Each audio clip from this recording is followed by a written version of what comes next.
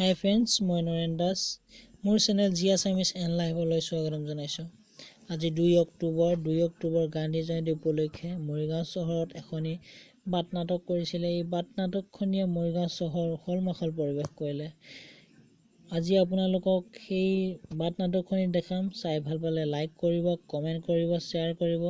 লগতে মোৰ চেনেলটো ছাবস্ক্ৰাইব কৰিবলৈ নাপাহৰিব, বেল আইকনটো দবাই দিব।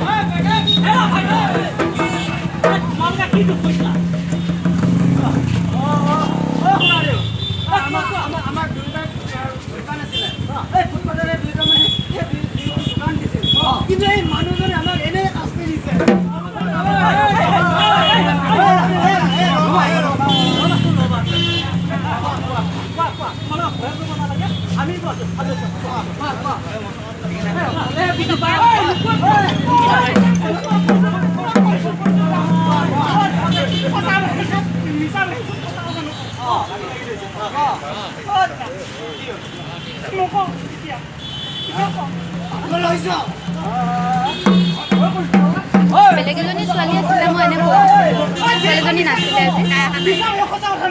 ইয়াতে মানে দিগদাৰ হয়, চিনাকি গোটেইবিলাক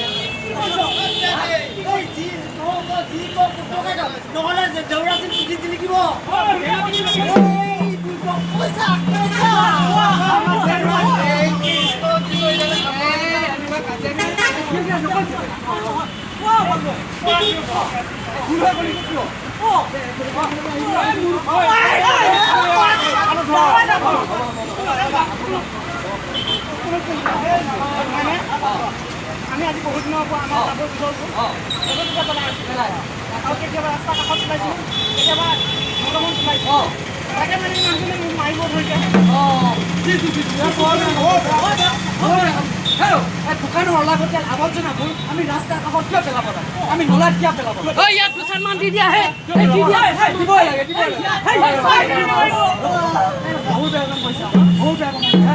এই স্বচ্ছ ভাৰত বুলি অভিযান ইমান ধুনীয়াকৈ সহযোগ কৰিব লাগে। ইয়াত সহযোগ কৰিলে আমাৰ মৰিগাঁও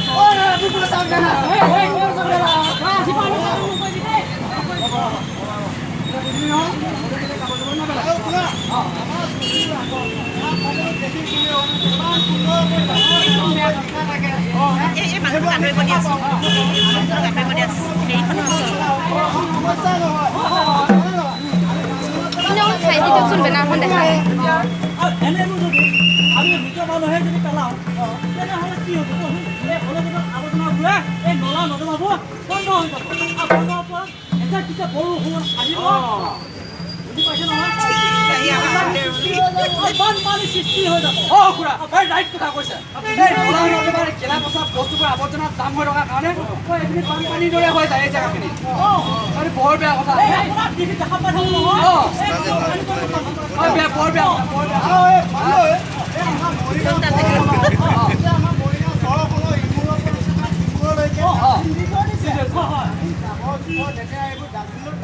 পেলাই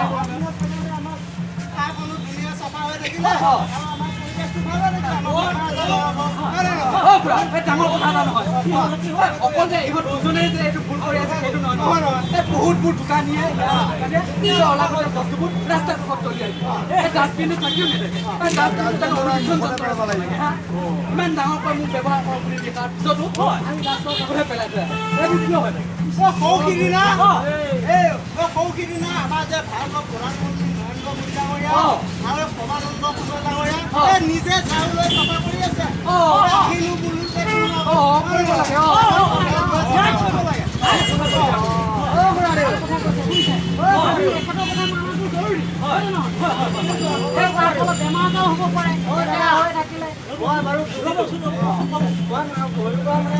ৰাইজৰ পৰা মই ক্ষমাও খুজিছোঁ আৰু দোকানৰ কাষ্টমাৰ বহুত কমি গৈছে হয় মই মানে ক্ষমাই খুজিছোঁ আৰু মানুহবোৰেও মানে নাক গুচাই আহিবলগীয়া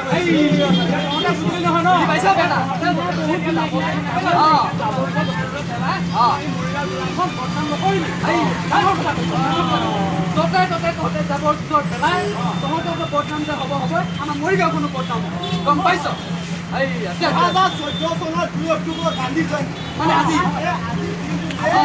ভাৰত চৰকাৰে স্বচ্ছ ভাৰত অভিযান আৰম্ভ কৰিছিল এই অভিযানত বহুত টকা নিয়োগ কৰিছিল গতিকে আমি এই অভিযানত সকলোৱে সহযোগ কৰি আমাৰ মৰিগাঁও চহৰখন পৰিষ্কাৰ পৰিচ্ছন্নতা কৰি ৰাখিব লাগে আমাৰ ভাৰতবৰ্ষৰ পৰিষ্কাৰ পৰিচ্ছন্নতা হিচাপে ভাৰতবৰ্ষ বুলি পৰিচয়